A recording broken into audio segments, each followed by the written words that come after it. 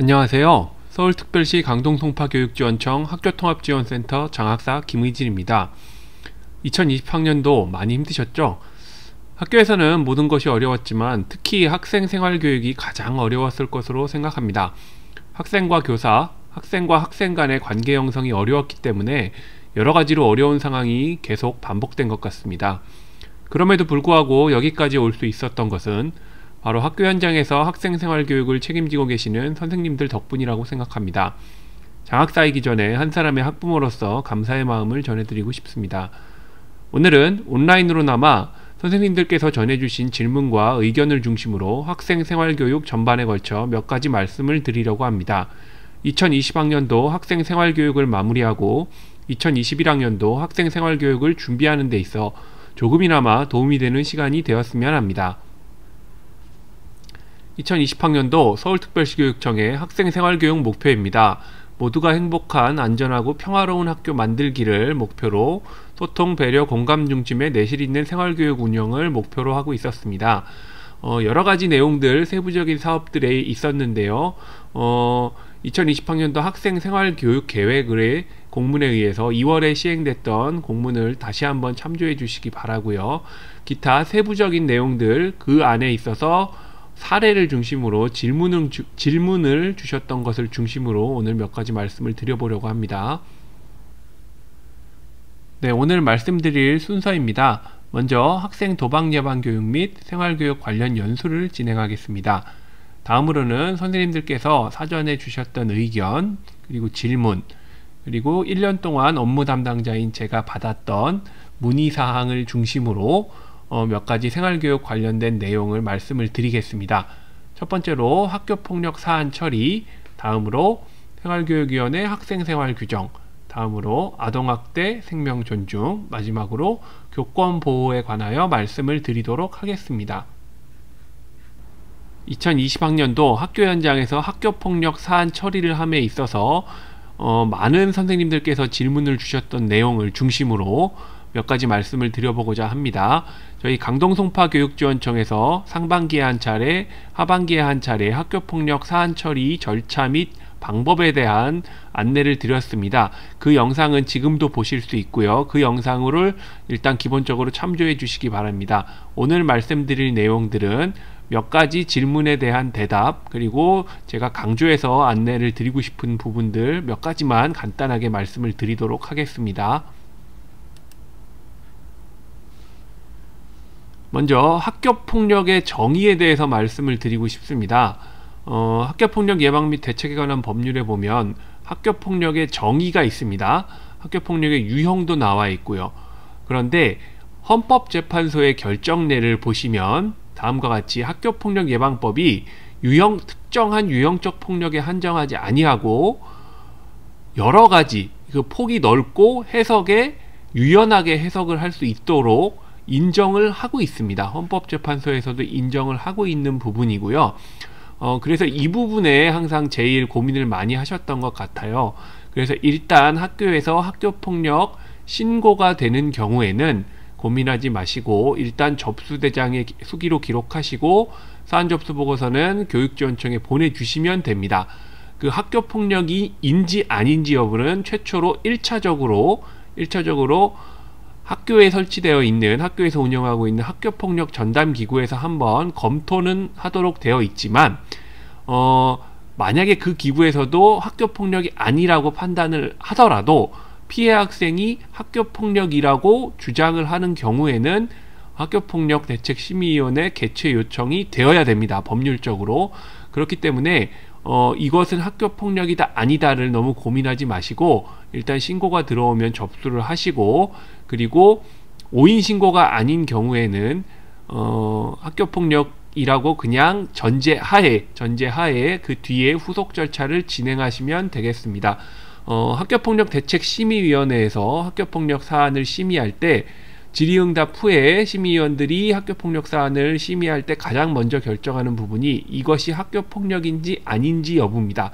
학교폭력인지 아닌지 여부가 결정된다는 뜻은 학교폭력이면 피해 학생과 가해 학생이 존재하는 거고요. 학교폭력이 아니면 피해 학생과 가해 학생이 존재하지 않기 때문에 모든 관련 학생이 조치 결정을 받지 않습니다. 그런 차이가 있고요. 법률적으로 학교폭력 여부를 판단하는 것은 학교폭력대책심의위원회의 권한입니다.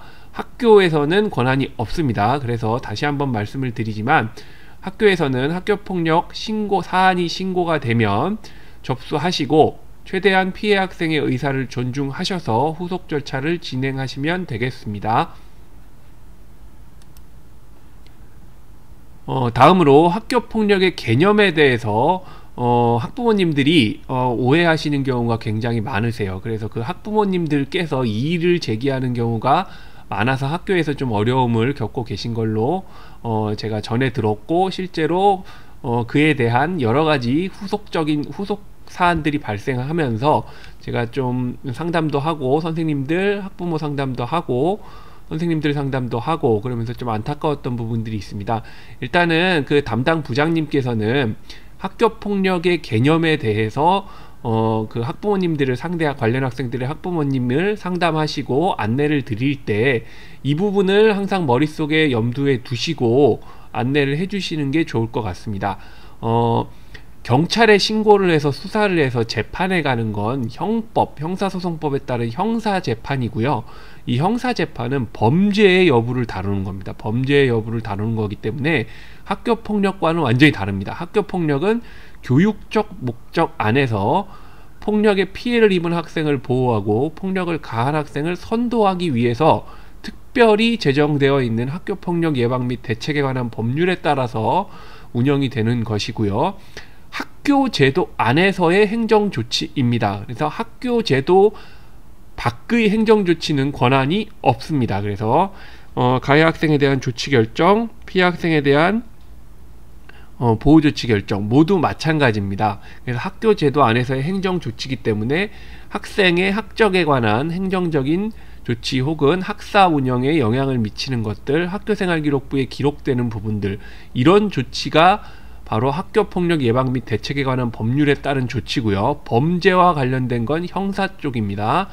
그래서 경찰에서 판단하는 것과 학교폭력대책심의위원회에서 판단하는 것은 서로 다를 수가 있습니다.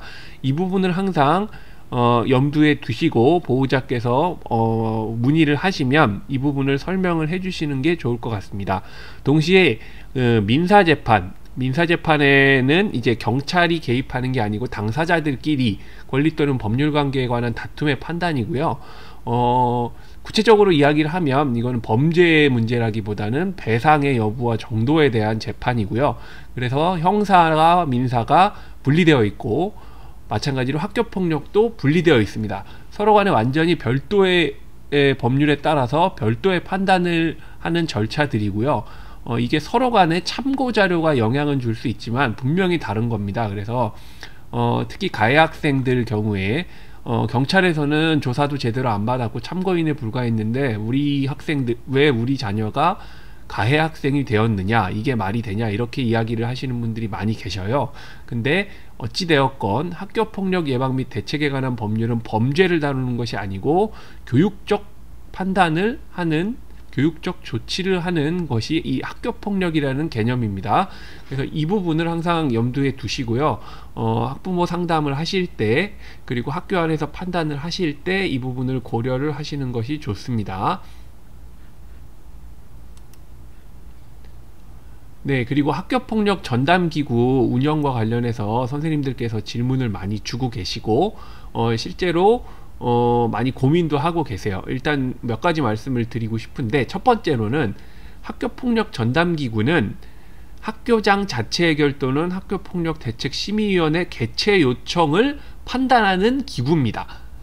이 학교폭력 전담기구를 운영하라는 법률상 취지는 특정한 업무 담당자 한 명 혹은 학교장이 혼자 판단하는 것이 아니라 학교폭력 사안을 처리할 때 학교 구성원이 함께 논의를 해보라는 취지로 이제 법률에서 운영하라고 하는 기구입니다. 그리고 이걸 약간 좀 학교 입장에서, 선생님 입장에서 최대한 선생님을 보호한다는 측면에서 해석을 하면 학교의 판단을 법적으로 보호하는 장치입니다. 이 전담기구는 혼자서 판단하는 것이 아니기 때문에 여기서 내린 판단은 교사 개인이 내린 판단보다는 권위를 가지겠죠. 단 예전에 학교폭력대책자치위원회처럼 너무 이렇게 부담을 가지실 필요는 없고요. 회의록을 생산할 의무도 없으시고 뭐 절차를 규정하고 있는 뭐 시나리오라든지 이런 것도 따로 존재하지 않습니다. 그래서 학교폭력 전담기구는 개최하시고 내부 결제 받아서 개최를 하시고 결과도 이제 학교장 내부 결제만 받아두시면 되고요. 공식적인 문서는 학교폭력 전담기구 심의 결과 보고서 하나입니다. 그리고 두 번째로요. 가해 학생 소속 학교에서 학교장 자체 해결을 어떻게 해야 되느냐라고 말씀을 많이 하시는데요. 그러니까 여러 학교가 연관되어 있는 사안에서 가해 학생만 소속된 학교가 있어요. 이런 학교는 사실 이 학교장 자체 해결은 피해를 신고한 학생의 보호자가 서명을 해주는 학교장 자체 해결을 동의를 한다는 그 서류가 하나 필요하잖아요. 근데 이거를 받을 수가 없어요. 가해 학생 소속 학교에서는 이거는 수동적으로 받을 수밖에 없는 입장이기 때문에 가해 학생 소속 학교에서는 너무 이렇게 급하게 학교폭력 전담기구를 하지 마시고 피해 학생 소속 학교에서 어떤 형태로 진행이 되는지 계속 유선 연락을 취하고 계시다가 피해 학생 소속 학교에서 학교폭력 전담기구가 어떻게 결정 나느냐에 따라서 자체 해결 여부를 후속으로 따라서 결정을 하시면 되겠습니다. 그래서 피해 학생 소속 학교에서 피해 학생 측에서 학교장 자체 해결을 동의를 하면 피해 학생 소속 학교에서 학교장 자체 해결이 되겠죠. 그러면 그걸 그대로 받아서 가해 학생만 소속된 학교에서 자체 해결을 하시면 되고요. 반대로 피해 학생 소속 학교에서 개최 요청을 하는 경우에는 이를 근거로 학교폭력 가해 학생 소속 학교에서 학교장 자체 해결의 조건에 해당되더라도 학교장 자체 해결에 해당은 되지만 피해 학생 소속 학교에서 개최 요청을 하여 우리 학교도 개최 요청을 하게 되었습니다. 이런 식의 결론이 나오면 됩니다. 이 부분이 굉장히 형식적인 회의가 된다고 생각하실 수도 있지만 위에서 제가 첫 번째로 말씀드리는 것처럼 학교폭력 사안을 처리할 때 학교의 판단을 법적으로 보호하는 장치가 바로 학교폭력 전담기구입니다. 그래서 가능한 학교폭력 전담기구에서 회의를 개최하는 걸 결정하는 걸 제가 권장을 드리고요. 애매한 판단이 있다고 생각하실 때 예를 들면 이게 학교폭력이 5인 신고인 것 같다고 생각을 하시는 경우에 5인 신고인 것은 학교폭력 전담기구에서 논의를 하실 수 있어요. 그래서 이게 5인 신고가 확실하면 혼자서 5인 신고라고 사안을 종결하지 마시고 학교폭력 전담기구에서 이렇게 알아보니 5인 신고였다고 명확하게 딱 결재를 학교폭력 전담기구에서 의결을 하시고 심의를 하시고 학교장 결재까지 받아두시는 게 확실한 근거가 될 수가 있습니다. 그리고 처음에 가장 먼저 말씀드렸지만 학교폭력 전담기구에서는 징계를 의결할 권한이 없습니다. 법적인 권한이 없어요. 그래서 학교폭력 전담기구에서 학생의 뭐 교내 봉사를 결정한다든지 학교장 자체 해결을 전제로 뭐 피해 학생이 제가 어떤 학교 봉사하는 걸 봐서 뭐 용서를 해주겠다든지 이런 조건부 자체 해결 이런 것도 사실은 아무런 근거가 없습니다. 그래서 학교폭력 전담기구에서는 학생의 징계를 할 수 없다는 점을 항상 명심해 주시고요. 학교폭력 전담기구에서 징계를 할 경우에 이게 법적인 권한이 없기 때문에 보호를 받을 수 있는 조치가 아닙니다. 그래서 만약에 분쟁이 발생했을 때 문제가 될 소지가 있어요. 그래서 학교폭력 전담기구에서 학생에 대해서 뭔가 프로그램을 운영하실 때는 징계란 이름으로 하지 마시고 학생의 이제 뭐 선도를 위해서 학생의 교육적 목적을 달성하기 위해서 어떤 프로그램을 운영한다. 이 정도는 심의에서 이제 학교폭력 전담기구에서 심의하셔서 이제 논의하셔서 결정을 하실 수 있지만 징계가 아니기 때문에 의무가 발생하진 않아요. 그 프로그램에 참여하는 학생에 대한 법적인 의무는 없습니다. 그래서 이 부분도 항상 염두에 두시기 바랍니다. 네, 그리고 올해 특히 학교 간 사안이 굉장히 많았어요. 그리고 학교 간 사안이 점점 많아지고 있는데 다른 학교와 이제 학교폭력 사안 처리 업무 협조를 할 때 질문을 많이 하셨어요. 그 예전 같으면 두 개 학교가 되는 경우에 이제 공동학교 폭력 대책 자치위원회를 구성해서 하시는 게 맞고, 거점 학교 한 군데서 뭐 사안조사라든지 행정 절차를 종합해서 하셨던 게 맞아요. 하지만 2020년 3월 1일 이후에는 교육지원청으로 모든 것이 일원화됐죠. 그래서 학교폭력대책심의위원회가 교육지원청으로 왔기 때문에 강동 송파 교육지원청 관내 학교의 사안이면 두 개, 세 개 학교가 연관이 되어 있다고 하더라도 공동학교폭력대책심의위원회가 구성이 새로 안 되고 그냥 강동 송파 학교폭력대책심의위원회에서 조치를 심의해서 조치 결정을 하게 됩니다. 타 교육지원청 소속의 학교에서 이제 사안이 동시에 발생한 경우에는 교육지원청끼리 서로 협조해서 공동학교폭력대책심의위원회를 운영을 합니다. 그래서 결론적으로 말씀을 드리면 A학교에 학생 2명이 있고 B학교에 학생 3명이 있다. 그러면 A학교에는 A학교에 소속된 학생 2명에 대해서만 사안 조사를 하시고 학교폭력전담기구에서 심의를 하셔서 학교장 자체해결 또는 학교폭력대책심의위원회 개최 요청을 하시면 됩니다. 다른 학교랑 이제 사안조사 및 뭐 학교장 자체해결을 위해서 서로 자료를 주고받으실 수는 있어요. 자료를 주고받으실 수는 있지만 그 자료를 주고받으시는 게 의무는 아니에요. 의무는 아니고 이제 뭐 중점학교라든지 거점학교가 없기 때문에 소속된 학교에서 소속된 학생만 사안조사에서 절차를 진행해 주시면 됩니다. 단 이때 학교 간 업무 협조 시에 일단 첫 번째 최초로 사안을 접수하실 때는 뭐 서로 공문을 주고받으실 것까지는 없고요. 사안 접수 시에는 유선으로 하시면 됩니다. 사안 접수 자체도 유선으로 가능한 거죠. 처음부터. 일단은 우리 학교에 어떤 학생이 학교폭력 피해를 신고해서 접수를 받았어요. 그런데 B학교에 소속된 학생이 가해자라고 합니다. 이런 경우에는 꼭 B학교에 연락을 하셔서 그 학교도 학교폭력 사안을 우리 학교가 학교폭력 사안을 접수했으니 그 학교에도 학교폭력 사안을 접수하라고 하시고 이제 사안이 이러이러한 사안이 신고되어서 이제 사안 조사를 할 거다는 어느 정도의 내용은 통보를 해 주셔야 됩니다. 그래야 그쪽 학교에서도 사안을 접수해서 이제 진행을 하실 수가 있죠. 그래서 이제 학교 간 업무 협조를 하실 때는 뭐 업무 메일도 있고 여러 가지 방법이 있지만 공문을 주고받으시는 게 제일 확실합니다. 그래서 그 공문에는 학교폭력 예방법 근거로 하시고 관련 근거로 보안 설정 확실하게 하시면 이건 공식적으로 학교폭력 사안을 처리하기 위해서 주고받는 것으로 인정을 받을 수 있기 때문에 가장 안전한 방법이라고 할 수 있겠습니다. 뭐 개인정보 보호라든지 이런 거를 넘어서 이제 업무 담당자가 보는 것이기 때문에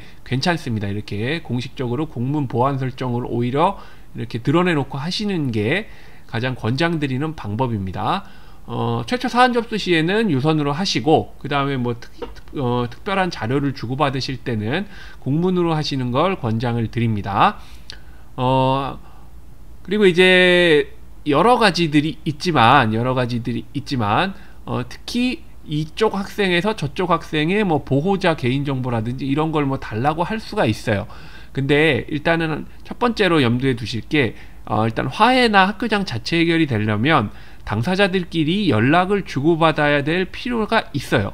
그럴 때는 상황을 판단하셔서 이제 서로 간의 의사, 전화번호를 저쪽에 넘겨줘도 되는지 보호자의 동의를 한번 확인을 하시고 그 다음에 제공을 하셔서 이제 적극적으로 당사자 간 화해가 될 수 있도록 안내를 하시는 건 업무상 당연한 일입니다. 당연한 일이에요. 하지만 만약에 피해 학생이 가해 학생과의 연락을 받고 싶어 하지 않는다. 명확하게 의사를 표현해 주시면 뭐 그때는 전화번호를 드리면 안 되겠죠. 하지만 이제 뭐 학교장 자체 해결의 여지가 있다든지 아니면 뭔가 가능성이 보이는 경우에는 당사자의 동의를 받아서 보호자의 동의를 받아서 적극적으로 전달해 주셔도 됩니다.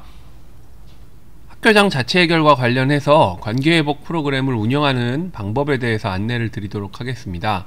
학교폭력 예방 및 대책에 관한 법률 시행령에는 학교의 장이 학교장 자체 해결하는 과정에 있어서 필요한 경우에 관계회복을 위한 프로그램을 운영할 수 있다고 명시되어 있습니다.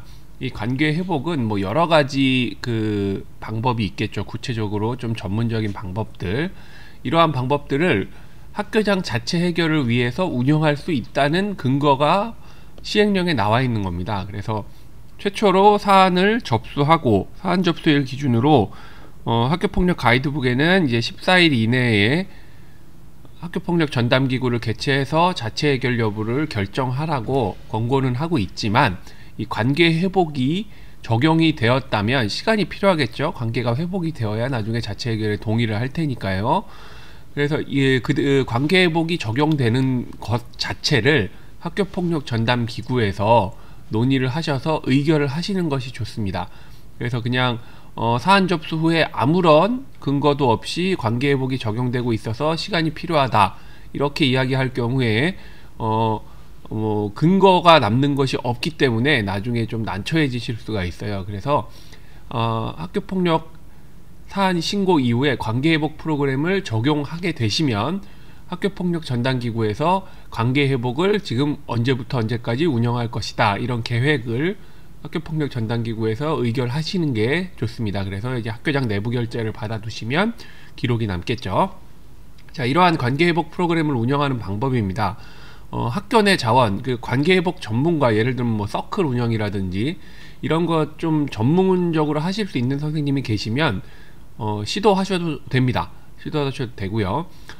좀 전문적인 도움이 필요하다, 그런 경우엔 학교통합지원센터, 교육지원청에 학교통합지원센터로 지원 요청을 하시고, 그 다음에 공식적으로 접수를 하시면 이제 전문적인 기관 그리고 전문가를 연계를 합니다. 그러면 그 전문가가 학교에 가서 이제 개입을 하겠죠. 그래서 이제 실제 관계회복 프로그램을 운영하도록 되어 있습니다.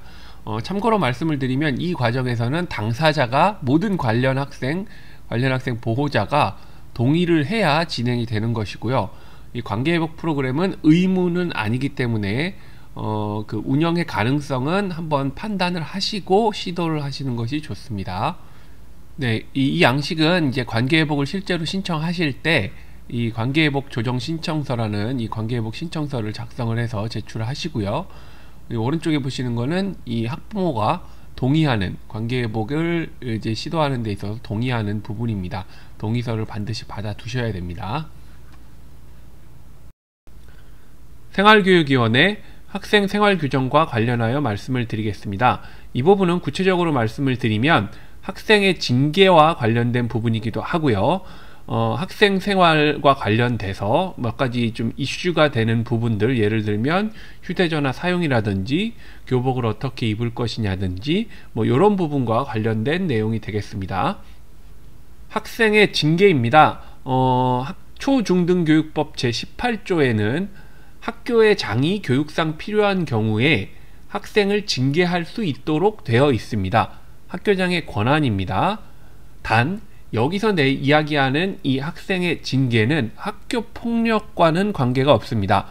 학교폭력은 학교폭력 예방 및 대책에 관한 법률에 따라서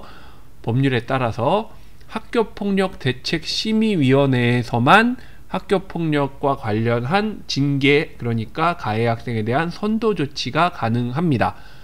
학교폭력 사안은 학교폭력 예방법에 따라 사안을 접수하고 처리해야 되며 생활교육위원회를 통해 학교장이 징계할 수는 없습니다. 이 부분 반드시 명심을 해주시기 바랍니다. 그리고 학생의 징계는 반드시 적절한 절차를 거쳐서 이루어져야 합니다. 생활교육위원회, 그러니까 예전에 선도위원회라고 불리우던 이 위원회를 통해서 징계를 해야 됩니다. 이게 아니고 그냥 예를 들면 생활평점제 뭐 30점 이상이면 학교 내에서의 봉사, 이런 식의 기준이 있는 학생 생활 규정을 만들어 놓고 이 점수가 됐다고 바로 징계를 한다든지 하는 것은 안 된다는 이야기입니다. 예를 들면 생활평점제를 운영을 하고 계시다면 뭐 20점에서 30점이 넘어가면 누적이 되면 생활교육위원회를 개최해서 생활교육위원회에서 징계할 수 있다, 이런 형태로 명시를 하셔야 되는 겁니다. 학생 생활 규정이나 학교 규칙에 따라서 곧바로 학생의 징계가 이루어지는 것은 법적인 근거가 부족해서 나중에 분쟁이 생겼을 때 학교가 난처해질 수가 있습니다. 그래서 학생을 징계할 때는 반드시 생활교육위원회, 선도위원회를 거쳐야 된다는 점을 명심해 주시기 바랍니다. 네, 그리고 초중등교육법 시행령 제31조에는 학교의 장이 내릴 수 있는 징계를 총 5가지로 규정하고 있습니다. 여기서 보시면 1호, 2호, 3호 조치는 시간 단위로 결정을 하시면 됩니다. 예를 들면 학교 내에서의 봉사 3일 이렇게 하는 경우에 굉장히 애매한 상황이 발생할 수 있습니다. 그래서 학교폭력과 관련해서는 시간 단위로 구체적으로 부여를 하고 있습니다. 그래서 일반적으로 학생들이 개인적으로 봉사활동을 해서 인정받을 수 있는 시간을 기준으로 생각하시면 될 것 같습니다. 예를 들어 6교시 수업이 있는 날이라면 뭐 2시간 정도 하는 걸 일단은 목표로 삼으시고 그런 형태로 징계를 운영을 하시면 되겠습니다. 그래서 정확하게 뭐 하루에 몇 시간까지 할 수 있다 이렇게 정해져 있는 것은 없지만 시간 단위로 해서 이 학생이 어느 정도 예를 들어 뭐 10시간을 학교 내에서의 봉사 10시간 딱 해놓으면 이건 뭐 하루에 1시간씩 10일간 할 수도 있는 거고 하루에 2시간씩 5일간 할 수도 있는 거고 5시간씩 이틀간 할 수도 있습니다. 그래서 이런 것들을 고려하셔서 학교 내에서의 봉사, 사회봉사, 특별교육 이수 이 징계를 내리실 때는 시간 단위로 하시고요. 단 출석 정지는 일 단위로 하시면 됩니다.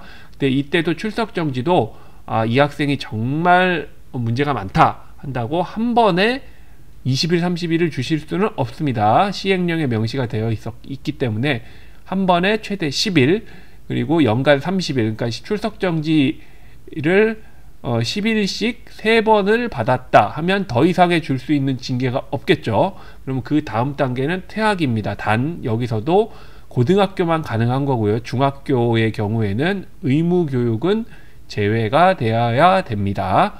그래서 이제 중학교, 초등학교는 퇴학 처분을 내릴 수 없다는 것도 명시를 해 주시기 바랍니다. 그리고 여기서 명시하고 있는 1호, 2호, 3호, 4호, 5호 외에 선도 조치를 병과하면 위법입니다. 그거는 인정을 받으실 수가 없어요. 법적인 분쟁이 생겼을 때 예를 들어 학교 내 봉사 10시간을 주고 동시에 여기 사회봉사를 병과할 수는 있지만 별도의 뭐 예를 들어 뭐 학급 교체를 한다든지 뭐 이런 거는 안 된다는 얘기입니다. 여기 없는 이 시행령에서 규정하고 있지 않은 징계 조치는 불가능하다는 걸 항상 염두에 두시기 바랍니다. 구체적인 생활교육위원회 선도 절차입니다. 이거는 이제 서울특별시교육청에서 공문으로 안내드렸던 그 학생생활교육 계획에 있는 내용인데요. 어디까지나 예시지만 어느 정도는 이걸 매뉴얼 삼아서 이대로 보고 가시면 될 것 같습니다. 여기서 보시면 몇 가지가 있는데요. 특히 보호자 연락 또는 내교 통지 이 부분은 가능한 서면으로 하시는 게 좋습니다. 서면으로 하시는 게 가장 안전합니다. 그리고 어느 정도 좀 시간을 두고 예를 들어 선도위원회를 오늘 사안이 발생했는데 오늘 한다고 갑자기 보호자한테 연락을 하면 그 시간에 맞춰서 오기가 어렵겠죠. 그래서 어느 정도는 며칠 정도의 시간 그런 것들을 참석이 되도록이면 참석할 수 있는 정도의 상식적인 선에서 어느 정도 시간을 두고 서면으로 통보를 하시는 게 가장 좋습니다.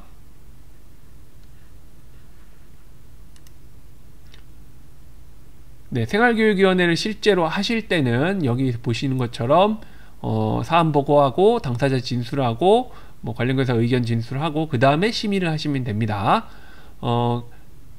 여기서 내린 결정사항은 학교장 결재를 받으시고 반드시 서면으로 조치 결과를 통지를 하셔야 됩니다.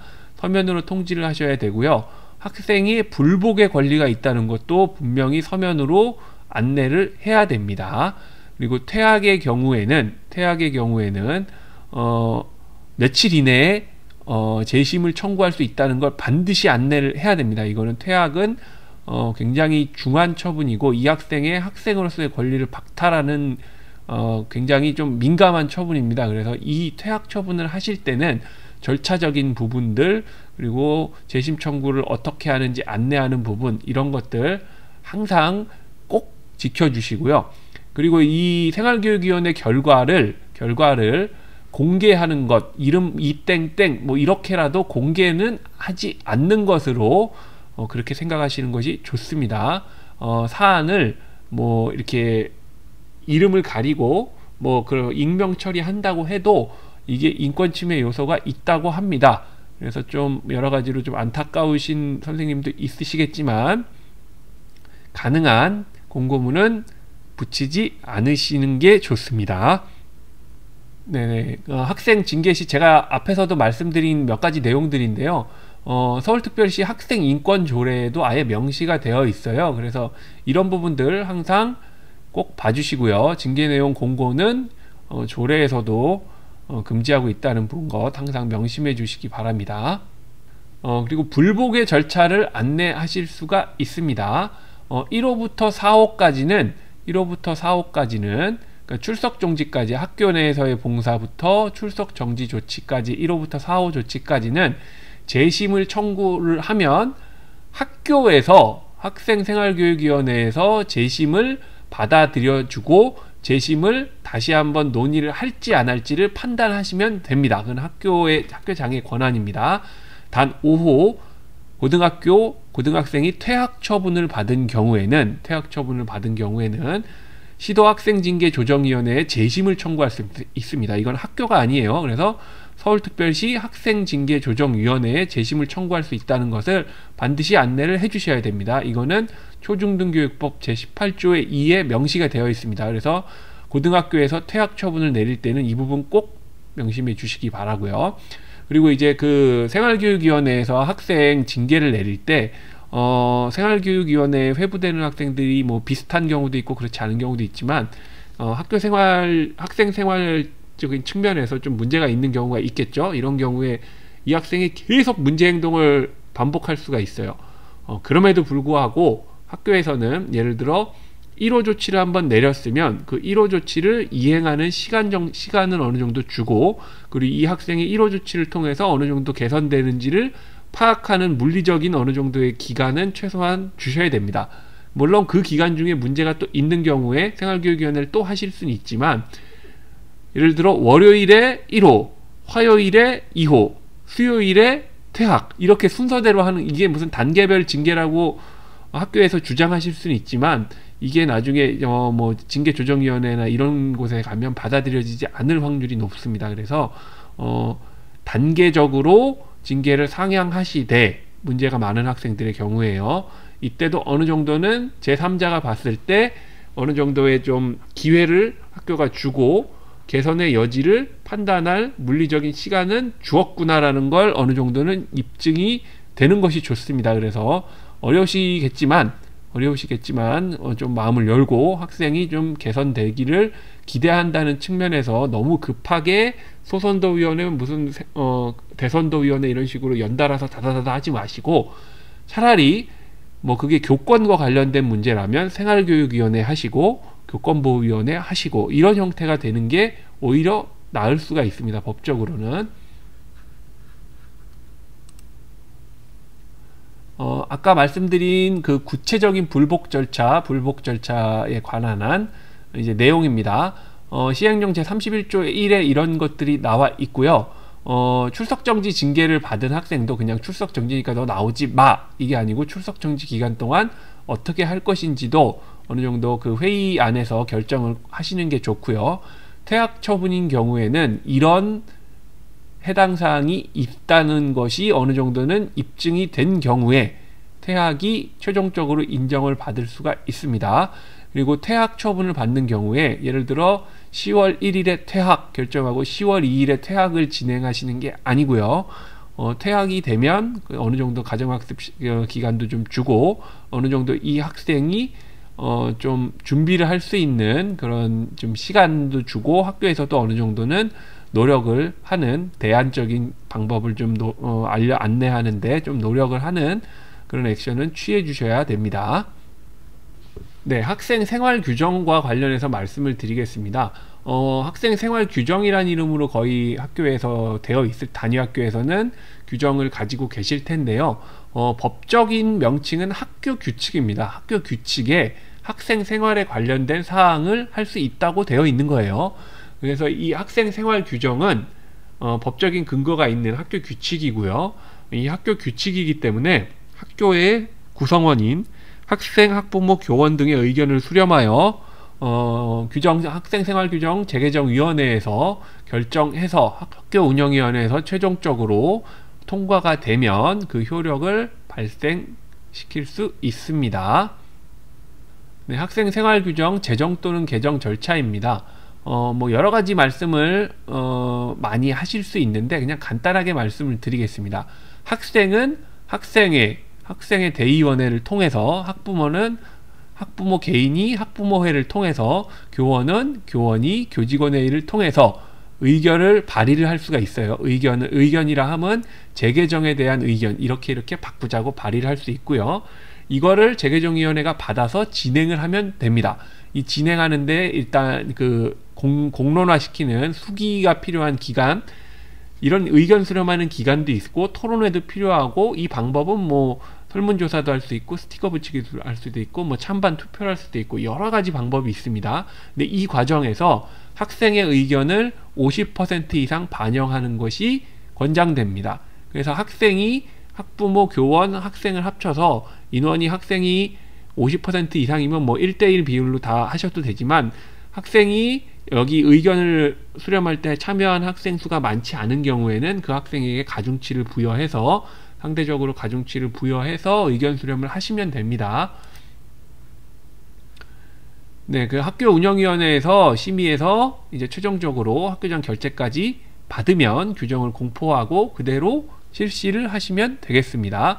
예를 들어 어떤 A라는 학생이 우리 학교의 뭐 두발 규정이 마음에 들지 않는다고 이야기를 했을 때, 이 부분에 대해서 규정을 네가 그렇게 이게 이의가 있다고 생각을 하면 학급회 학생회를 통해서 이 규정의 개정을 발의할 수 있다는 걸 안내해 주시고, 그 학생이 실제로 그렇게 진행을 해서 규정이 바뀌면 그냥 바뀌는 대로 그대로 가면 됩니다. 새로 개정한 학생생활 규정을 운영하시면 되고요.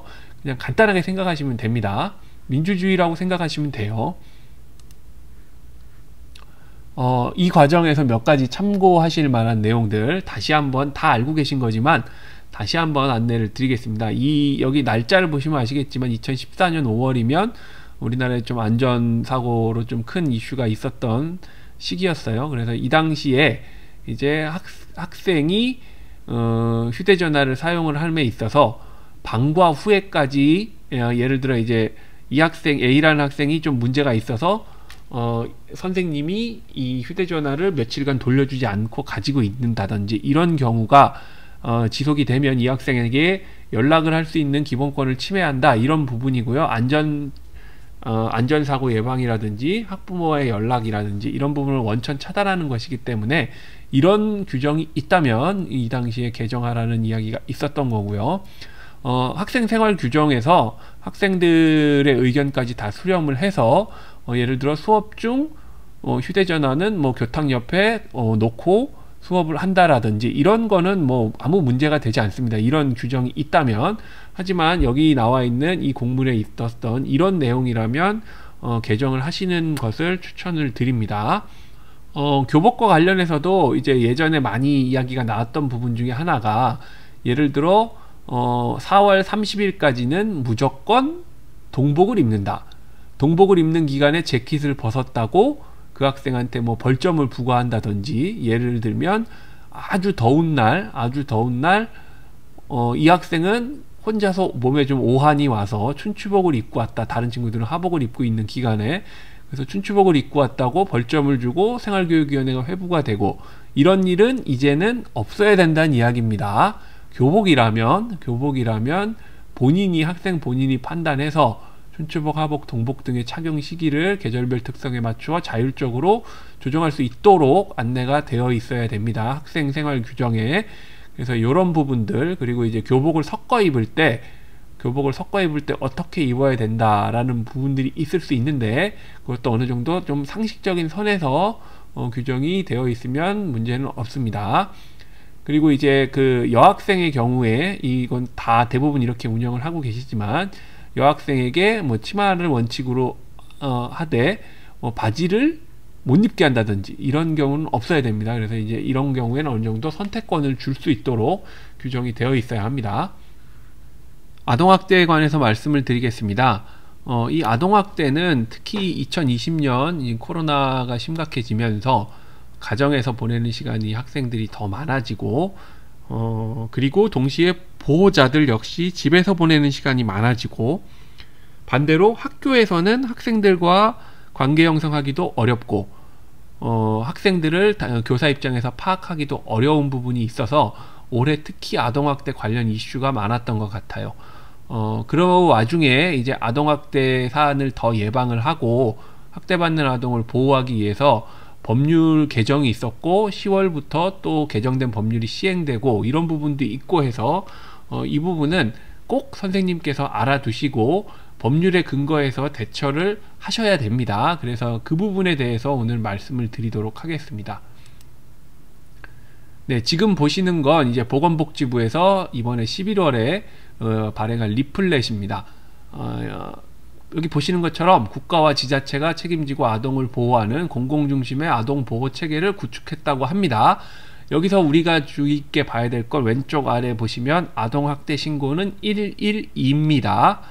보호 필요 아동 발견 시에는 읍면동 주민센터로 신청하라고 되어 있습니다. 그냥 고민하지 마시고 112에 신고하시면 되겠습니다. 112에 신고한다는 것만 기억하셔도 됩니다. 자, 여기 보시면 이번에 바뀐 내용입니다. 118개 시군구에 아동학대 전담 공무원이 배치가 되었습니다. 그래서 강동구청에도 있고요. 송파구청에도 아동보호팀 전담 공무원이 있습니다. 그래서 아동보호 전담 요원, 즉 조사하는 요원들도 배치가 되어 있고요. 그리고 아동보호 전문기관은 이제 사례관리에 조금 더 중점을 두고 운영을 하도록 되었습니다. 네, 그 아동보호, 그러니까 지금 아동학대를 어떻게 예방하고 후속 절차를 진행을 하는지 이 리플렛에 나와 있고요. 학교에서는 학생의 아동학대 사안을 인지를 하시면 이제 관련 기관 112에 학대 의심 신고를 하시면 됩니다. 112에 신고한다는 것만 확실하게 기억을 하시고요. 신고 후에는 뒤에도 말씀드리겠지만 교육지원청에 관련해서 보고를 해주시면 됩니다. 보호가 필요로 하는 아동이 발생했을 경우에는 기관별로 이러한 역할을 수행한다고 합니다. 자, 핵심적인 부분을 말씀을 드리겠습니다. 교사는 아동학대 신고 의무자입니다. 교육기관에 있고요. 그 교사는 학생을 직접 지도하는 사람이죠. 굉장히 아동학대 사안을 예방하고 그리고 아동학대 사안의 사례를 관리하는 데 있어서 교사는 굉장히 학생과 밀접한 관계에 있기 때문에 굉장히 중요한 역할을 할 수가 있습니다. 특히 사안을 인지를 하고 신고하는 걸 교사들이 적극적으로 해줬을 때 학생을 많이 보호를 할 수 있기 때문에 적극적으로 해주시는 게 좋습니다. 하지만 대부분 선생님들이 다 똑같은 경험을 많이 하셨겠지만 이 아동학대를 할 정도의 보호자라면 상식적이지 않은 경우가 많겠죠. 그러면 학교와 여러 가지를 좀 학교를 힘들게 하는 경우, 선생님을 힘들게 하는 경우도 있을 수 있습니다. 일단 112에 신고를 하시고 신고자의 신원은 법으로 보호를 받아야 됩니다. 그리고 만약에 그 아동학대 가해자로부터 신고자가 뭔가 좀 고통을 받는 경우에는 적극적으로 다시 112에 말씀을 하셔서 신변보호를 요청을 하셔야 됩니다. 적극적으로 하시기 바랍니다. 근데 이제 또 고민이 되시는 경우도 있을 수 있어요. 그래서 이제 경찰 신고가 부담스러우시면 구청 아동보호팀에 문의를 하시고 사안 내용을 구체적으로 말씀을 해주시기 바랍니다. 그냥 약간 두리뭉실하게 문의만 하시는 경우가 있는데 이런 경우엔 사례 개입이 안 됩니다. 그러니까 예를 들면 이거 저희 반 학생은 아니고요. 만약에 이런 일이 있는데 이렇게 되는데 이런 경우에는 제가 신고를 해야 되는 걸까요? 이게 아동학대가 맞을까요? 이렇게 문의를 하시는 경우가 많아요. 선생님들 입장에서는 걱정은 되지만 좀 부담스럽고 이런 부분이 있기 때문에 그냥 구청 아동보호팀과는 그냥 제가 가서 회의를 하고 이제 몇 번 만나서 이야기를 들어보니까 일단 편하게 말씀해 주시고 가능하면 구체적으로 말씀을 해주시면 구청 아동보호팀에서도 사안을 접수해서 이제 경찰에도 통보를 하고 동시에 관련 기관이 이제 후속 진행을 할 수가 있거든요. 그래서 선생님들께서 아동학대 사안을 이제 신고를 하시고 안내를 하실 때 굉장히 걱정을 많이 하시는데, 신고는 그냥 있는 대로 유선상으로 다 말씀을 해주시면 되고요. 그리고 걱정되는 부분들, 예를 들어 나의 신원을 꼭 보호해 달라고 이야기하신다든지 이런 부분들은 꼭 하시고요. 그거는 당연히 그 기관에서 접수받는 기관, 경찰이 됐건 구청 아동보호팀이 됐건 거기서 해야 되는 의무입니다. 그래서 신고자의 보호는 요청을 안 해주셔도 거기서 해야 되는 게 맞고요. 그게 부담스러운 경우에 그 부분 강조해 주시고, 만약에 그쪽 기관, 경찰 또는 구청 아동보호팀에서 이 학생에 대한 뭐 개인정보 같은 것들을 요청할 수 있는데, 그럴 때는 이제 신고할 때 말씀을 드리면 그 부분은 신고를 하는 과정에서 이야기한 거기 때문에 개인정보 무슨 제공 이런 것까지 부담을 가지실 필요는 없다고 해요. 그러니까 가능하면 최초 신고할 때 필요한 정보를 그쪽에 주시는 게 그 이후에 또다시 문의를 받는다든지 이런 경우가 없기 때문에 신고하실 때 가능한 구체적으로 이제 접수를 해주시는 게 좋다고 합니다. 경찰 그리고 구청 아동보호팀, 아동보호 전문기관 다 동일한 이야기를 하셨습니다. 그러니까 걱정하지 마시고 신고할 때는 구체적으로 해주시는 게 좋습니다. 아동학대 관련 기관의 연락처입니다. 강동구청, 송파구청, 그리고 서울 동남권 아동보호 전문기관 연락처입니다. 구청에서 아동보호를 이제 법률에 따라서 아동보호 업무, 그러니까 아동학대 예방 및 사례관리 업무를 하도록 되어 있기 때문에 구청에서도 준비를 많이 하고 있습니다. 짧은 시간이라 아직은 조금 부족할 수는 있는데 지금도 전문성도 지금 쌓아가고 있는 과정이고요.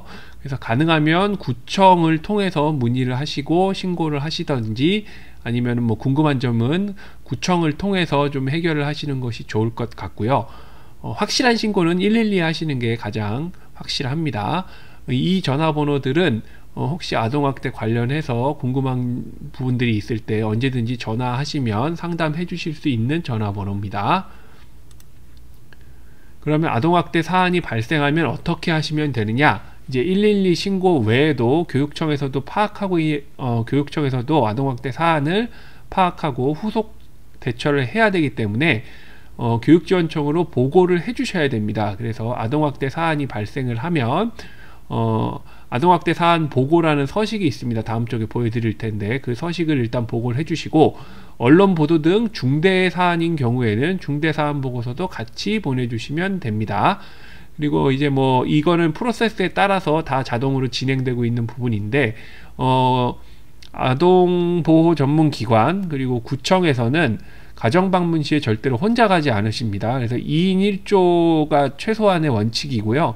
관련 기관과 같이 가실 수 있으면 같이 가시는 것이 좋습니다. 그리고 이 관련된 보고는 강동송파교육지원청 학교통합지원센터로 해주시면 됩니다. 네, 보고 양식입니다. 왼쪽에 보시는 게 아동학대 사안 보고 양식이고요. 최초 보고를 해주실 때는 최초에 체크해서 작성해서 주시면 되고, 추후에 뭔가 변동사항이 있는 최종 보고를 하실 때는 최종에 체크해서 보내주시면 됩니다. 중대사안인 경우 언론 보도 등의 사안이죠. 이슈가 될 만한 사안들은 오른쪽의 양식에 중대사안 보고를 같이 해주시면 됩니다. 그러면 아동학대 피해를 입은 학생에 대해서 제도적으로 어떤 지원이 가능한지 궁금한 선생님들이 있으실 수 있죠. 일단 피해 학생 출석 인정이 가능합니다. 피해 학생 출석 인정을 위해서는 위와 같이 여기에서 설명하고 있는 이 내용들을 참조해 주시면 됩니다. 피해 학생 출석 인정 받을 수 있다는 것 유의해 주시기 바랍니다. 동시에 피해 학생을 전학을 지원할 수도 있습니다. 이 전학은 비밀 전학입니다. 그래서 개인정보 관련해서 이 전학이 진행되는 과정에서 선생님께서는 개인정보에 유의해 주시기 바랍니다. 생명존중 사안 관련해서 말씀을 드리겠습니다. 자해 시도, 자살 시도, 그리고 실제로 학생이 자살 사망하는 사안과 관련된 내용입니다. 네, 올해는 코로나 블루라는 단어도 있었는데요. 생명존중 사안 관련해서도 좀 안타까운 사례들이 서울에서도 있었습니다. 구체적으로 말씀드리긴 어렵지만 아무런 문제가 파악되지 않았던 학생 중에도 이 코로나 상황 이후에 그러니까 뭐 성적 비관도 아니고 가정에서도 뭐 보호자와 부모님과 관계도 좋았고 친구 관계도 문제가 없었고 뭐 이런 학생 중에도 이제 생명존중 관련한 사안이 발생하기 시작했어요. 올해는 코로나 블루라고 이게 좀 이유를 과거의 시각으로 봤을 때는 이유를 이해하기 어려운 사안도 있고 이래서 되게 안타까움을 많이 느꼈었는데요. 이 생명 존중 관련해서는 적극적인 예방이 가장 중요한 것이고요. 혹시나 파악되거나 인지된 부분이 있으면 적극적으로 대처를 해야 합니다. 우리 소중한 학생 한 명 한 명을 생각하셔서 조금 더 적극적으로 좀 파악을 위해 노력을 해주시고, 이거는 뭐 생활부장님 혼자서 하실 수 있는 부분은 아니죠. 이제 어느 정도 모든 선생님들께 좀 강조해 주시고 같이 노력을 좀 해야 되는 부분이기도 합니다. 각 학교에서는 생명존중위원회를 구성하도록 되어 있습니다. 이건 어디까지나 예시고요. 여기서 보시는 이 자문위원은 필요할 경우에 위촉하는 거지 뭐 반드시 하셔야 되는 부분은 아닙니다. 일반적으로 생명존중위원회는 학교장님이 위원장이시고, 위원으로는 뭐 그 학교 구성원인데 어느 정도 업무적 특성을 고려하면 상담교사, 보건교사, 담임교사, 학년부장, 생활부장, 그리고 이제 행정실장은 안전 관련 측면도 좀 있기 때문에 그런 부분으로 같이 해서 많이 구성을 하고 계십니다. 생명존중위원회에서 어떤 역할을 하느냐, 이제 각 구성원들이 어떤 역할을 하느냐, 이것도 일종의 예시인데요. 학교장은 뭐 전체적인 걸 이제 구성하고 총 책임을 지는 거고, 이제 선생님들 게이트키퍼라고 얘기를 많이 하는데, 선생님들께서는 뭐 적극적으로 예방해 주시고 상담해 주시고 파악해 주시고 도움 요청해 주시면 됩니다. 생명 존중 사안이 발생한 경우에 보고 절차입니다.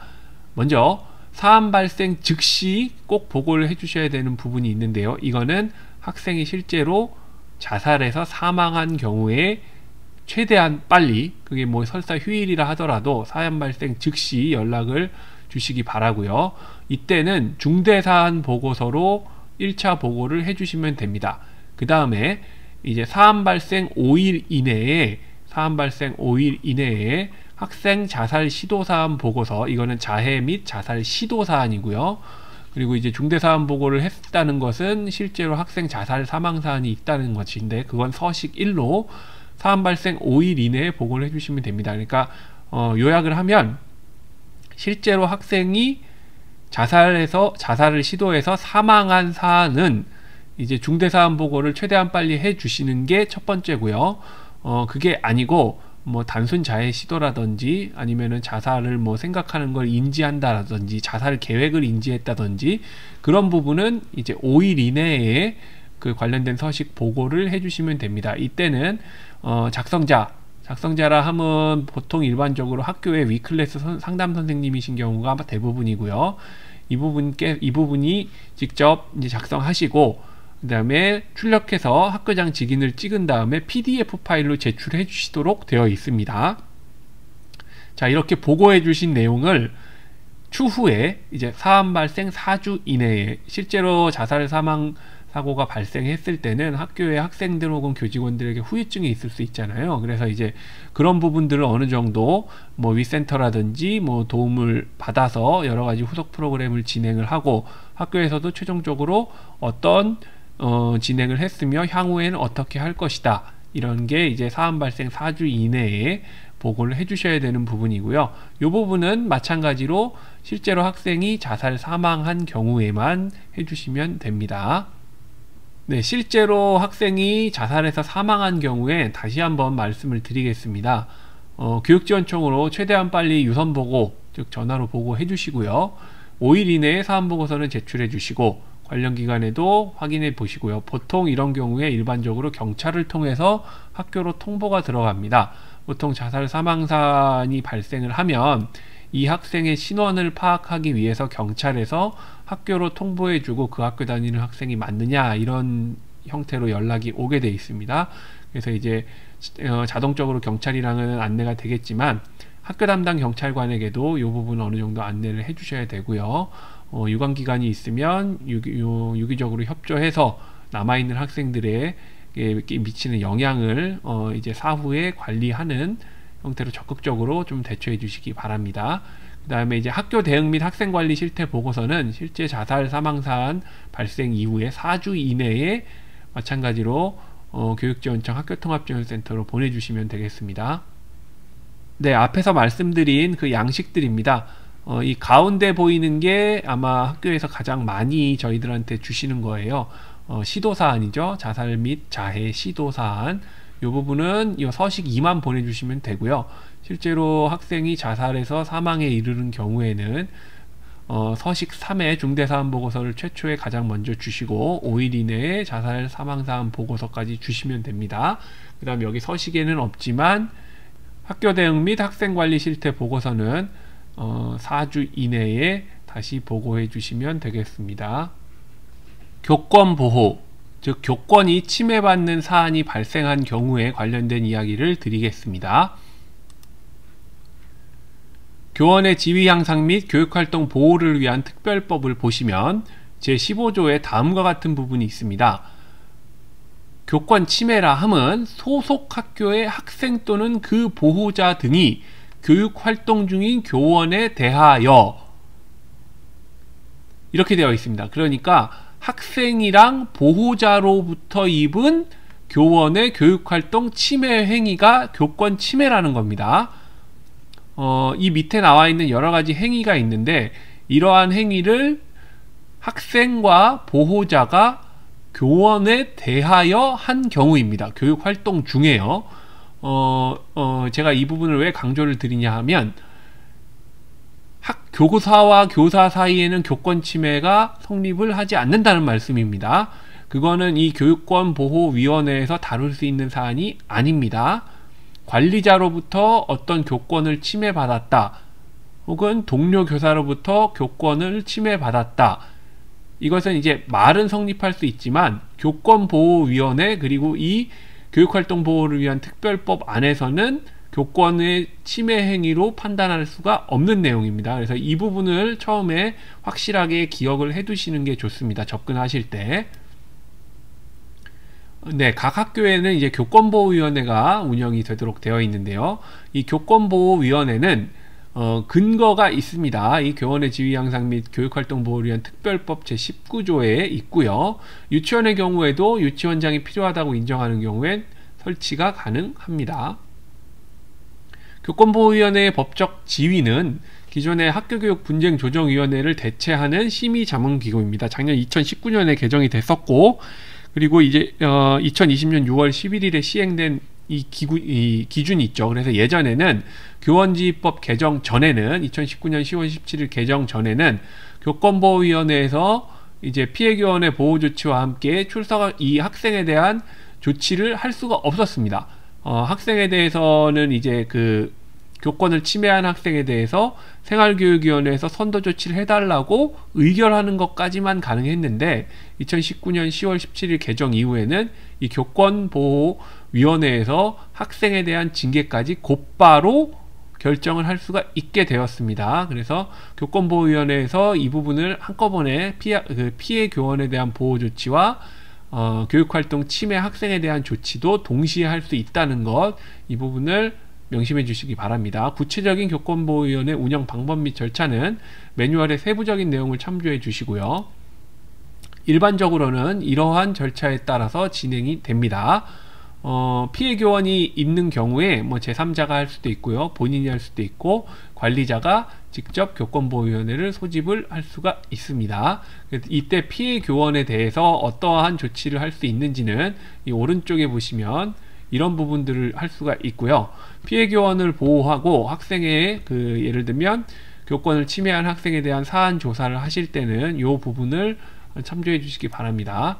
특히 이 학생 그리고 학생으로 인한 교권 침해 사안의 경우에 학생과 보호자에게 진술할 기회를 반드시 주시고, 정확하게 어떤 교권 침해 행위가 있었는지 가능하면 서면으로 통보를 해주시면 됩니다. 이 서면으로 어떤 부분이 있었는지 통고하는 양식은 매뉴얼에는 아마 없을 거예요. 이 부분은 가능하면 서면으로 잘 정리해서 이제 주시는 게 좋습니다. 그리고 이제 교권보호위원회에서 어떤 조치 결정이 내려지겠죠. 이제 교권보호위원회 이후에. 그러면 교권보호위원회가 끝나면 유치원, 초등학교, 중학교는 교육지원청, 강동송파교육지원청으로 학교통합지원센터 찍어서 심의 결과 보고해 주시면 되고요. 고등학교는 서울특별시 교육청으로 보고를 해 주시면 됩니다. 교권 침해를 그러면 보고를 어떻게 하시면 되냐 하면요. 최초 보고, 이제 교권 침해 사안이 발생한 경우에 7일 이내에 교육지원청으로, 고등학교는 교육청 본청이요. 유초 중은 교육지원청으로 반드시 보고를 해주시면 됩니다. 공문으로. 서식은 이제 잠시 후에 보여드리도록 하겠습니다. 결과 보고는 사안 종료, 그러니까 교권보호위원회 후 7일 이내에 보내주시면 됩니다. 네, 아까 서두에 말씀드린 대로 법률이 개정되면서 교육활동 침해 행위에 대한 학생인 경우에, 학생으로부터 침해받은 경우에 학생에게 어떤 조치를 내릴지 판단을 할 수 있도록 안내하는 침해행위 고시가 있습니다. 교육부 고시가 있는데, 여기 보시면 약간 잘 아시는 생활부장님들은 아시겠지만 학교폭력 여부를 판단하는 기본 판단 요소랑 거의 비슷합니다. 그래서 이제 그런 부분을 참조해서 이제 아마 이 법률이 만들어지지 않았을까 싶은데요. 이런 형태로 기준이 있기 때문에 이 기준에 따라서 심의를 하시고, 그 기준을 가지고 이제 결과에 따라서 이러한 표가 나오겠죠. 총점이 나오면. 그래서 이제 이 정도로 주시면 특별한 문제는 없습니다. 여기서 보시면 전학 및 퇴학 조치가 있는데요. 전학 및 퇴학 조치는 여기 보시면 동일교 재학 기간 중 교육활동 침해 행위로 출석 정지 또는 학급 교체 처분을 받았던 학생이 다시 교원의 교육활동을 침해한 경우에 하나에 결정할 수 있다고 되어 있습니다. 그러니까 한 번에 주실 수 없다는 얘기예요. 출석 정지나 학급 교체 정도는 받았던 학생이 그 다음 단계에 또 교권보호위원회가 소집이 되는 경우에 전학 및 퇴학이 된다는, 즉 단계적으로 상향이 되어야 된다는 이야기고요.